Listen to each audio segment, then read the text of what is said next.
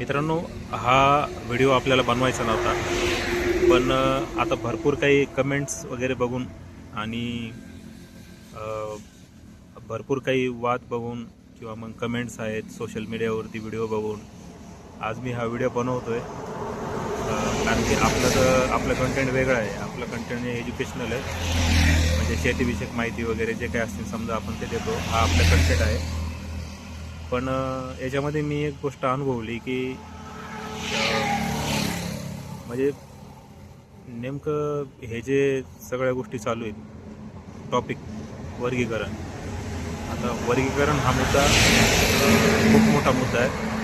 कारण की आता याच्यामध्ये सांगतो मी तुम्हाला, सगळ्यात महत्त्वाचं वर्गीकरणामुळे झाल्यामुळे नुकसान काय होऊ शकतं. सगळ्यात मोठं नुकसान हे होईल की आपलं जे 13% आरक्षण जे आहे, तर 13%मध्ये आपण डायरेक्ट स्पर्धा करू शकतो सगळेच. त्याच्यामध्ये मग कुठल्याही जाती असो, आपल्या काही असं कुठल्याही जातीला भेदभाव वगैरे काही नाही. तर सगळे त्याच्यामध्ये स्पर्धा करू शकतात आणि स्पर्धा करतात. आणि भरपूर असे मुलं आहेत की ते लागलेले आहेत. आम्ही बघतोय कुठल्याही समाजाचे असो, SC मधले मुलं भरपूर लागलेले आहेत. त्याच्यामध्ये ढोर असो, सगळ्या ज्या काही येतात समजा 58-59 जाती जे येतात त्याच्यामध्ये भरपूर मुलं लागलेले आहेत. सगळे फायदा घेतात. फक्त एवढंच आहे की आता हा जो वाद चालू आहे, हा वाद मुख्यत्वे 2 समाजामध्ये दिसून येत आहे. कारण की दोघांची संख्या, आता संख्यांचं कसं आहे, संख्या ही महारांची जास्त असल्यामुळं मुलं शिकतात. आणि आता बघू शकता तुम्ही UPSCचं रिझल्ट लागले, त्याच्यामध्ये ओपनमध्ये मुलांनी UPSCला तर आरक्षण नसते, MPSCला जास्त आरक्षण नसतं. कारण की तिथे इंटरव्ह्यू होतात, इंटरव्ह्यूनुसार ते ठरवतात. तर त्याच्यामध्ये भरपूर मुलं टॉप करत आहेत. तर मुद्दा हा काय आहे की वर्गीकरण केल्याने खरंच फायदा होईल का? तर वर्गीकरण केल्याने माझ्या मत तरी सांगतो आहे, असं नाही की मी महार समाजातून येतो म्हणून मी वर्गीकरणाला विरोध करतो आहे. तर याच्यामधून नुकसान आणि फायदे काय होणार हे पण आम्हाला सांगितलं पाहिजे की बाबा वर्गीकरण झाल्यामुळे तुमचा हा फायदा होईल किंवा हा नुकसान होईल. कोणी वर्गीकरणामुळे फायदा काय झाला आणि नुकसान काय झालं हे तर कोणी सांगतच नाही. उलटं पोस्ट बनवतात आणि आपल्या महापुरुषांवरती, दोन्ही महापुरुषांवरती पोस्ट बनवून त्यांचं एकच काम आहे की हे काही ओरिजिनल अकाउंट नाही, सगळे फेक अकाउंट आहेत. आणि हे प्लॅनिंगनुसारच केलेलं असतं. आपल्याला माहिती आहे दोन्ही समाजात वाद लावायचं तर मटेरियल ऑलरेडी रेडीच असतं. ते मटेरियल फक्त स्प्रेड करायचं असतं, वेगळे ग्रुप बनवून, वेगळे अकाउंट बनवून, म्हणजे त्याला हाईप भेटतं. एक अल्गोरिदम असतो फेसबुकचा वगैरे. कारण की मी क्रिएटर आहे, मला याच्याबद्दल चांगलीच माहिती आहे, मी अभ्यास करून बसलेलो आहे. तर हे काय होतं की आपण कुठलेही समजा एखादी पोस्ट केली, त्याच्यावरती जर 1 व्ह्यू आला तर फेसबुकचं एक अल्गोरिदम असतं की 1 व्ह्यू आल्याच्यानंतर ॲटोमॅटिक ते 3 लोकांना सेम पोस्ट पाठवतं, म्हणजे रिकमेंडेड करतं. ते रिकमेंडेड याचा अर्थ काय आहे की जो व्यक्ती ती पोस्ट बघतोय किंवा जो व्यक्ती ती कंटिन्यू ती पोस्ट बघत राहतो किंवा त्या विषयाशी निगडीत आहे, ती पोस्ट त्याला दाखवणार.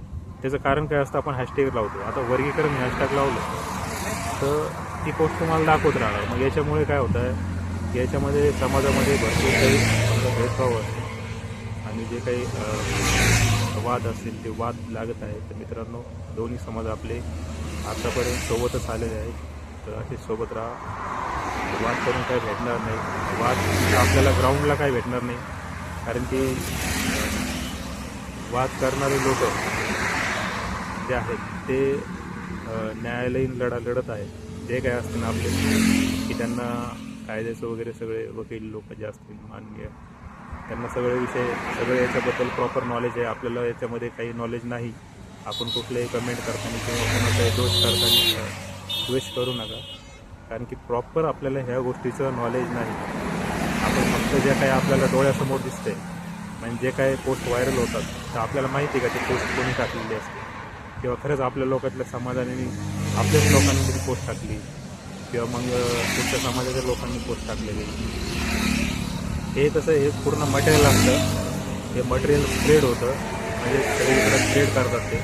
त्याच्यावरती लोक रिॲक्शन देतात आणि जसं पुढच्या व्यक्तींना कळतं की याच्यावरती रिॲक्शन येऊ लागलं ते आणखी पोस्ट टाकत राहतात आणि त्याच्यामधून पोस्टला रिॲक्ट करणारे ओरिजिनल अकाउंट असतात. जसं हे आपले ओरिजिनल अकाउंट आहे, तो ओरिजिनल व्यक्तीचा फोटो असतो, प्रोफाईल असतं, सगळ्या गोष्टी असतात.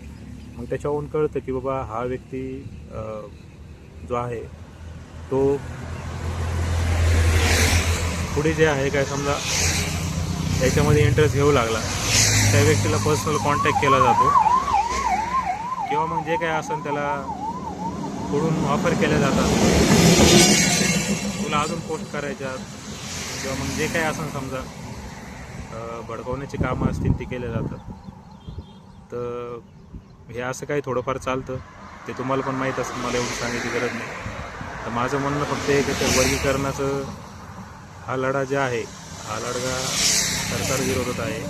हा आपला कुठल्याही दोन समाजाच्या विरोधात नाही आहे. त्याच्यामुळं आपले जे महापुरुष आहेत त्यांनी आपलं काही केलं, कारण आपण तर ते करू शकत नाही. आपण आपलं साधं घर पण चालू शकत नाही. एक बघायला गेलं तर प्रॉपर जे घर चालवतात ते घरही चालू शकत नाही. तर बाबासाहेबांनी तर पुरं देश संविधानावर चालतो आहे, प्रत्येकाचे हक्क दिलेले. तर असं काही कमेंट्स वगैरे वाईट करू नका आणि आत्तापर्यंत जसं एकोप्यानं राहतात तसंच एकोप्यानं राहा, कारण की आपण ग्राउंड लेवलचे आहेत, आपल्याला एकमेकांसोबत राहायचं आहे. ते वरच्या लेवलला काही हो, ते न्यायालयीन लढाई ते चालू राहणार. फक्त कुठे आपल्या समाजासाठी समजा जर गरज पडली तर आपलं जे योगदान आहे ते आपण आपल्याकडून देतो. याच्यामध्ये माझा मुद्दा फक्त एकच होता की याच्यामधून काय फायदे होणार वर्गीकरणामुळे आणि काय नुकसान होणार हे फक्त आम्हाला सांगितलं पाहिजे. पुढच्या जे आमची पिढी येणारी त्या मुलांना सगळ्यांना सांगितलं पाहिजे जे काही याच्यामध्ये वरती लोक काम करतात त्यांनी. तर त्यासाठीच मी हा व्हिडिओ बनवलेला आहे. हा व्हिडिओ बनवणार नव्हतो, पण त्याचं कारण एकच होतं की हा जे काही महापुरुषांचा विटंबना दोष चालू आहे हे बंद झालं पाहिजे. याच्यामध्ये आपलं सगळ्यांचं नुकसानच आहे. धन्यवाद. आणि काही चुकलं वगैरे असतील तर त्याच्यासाठी माफ करा, कारण की कसं आहे आपण चला धन्यवाद.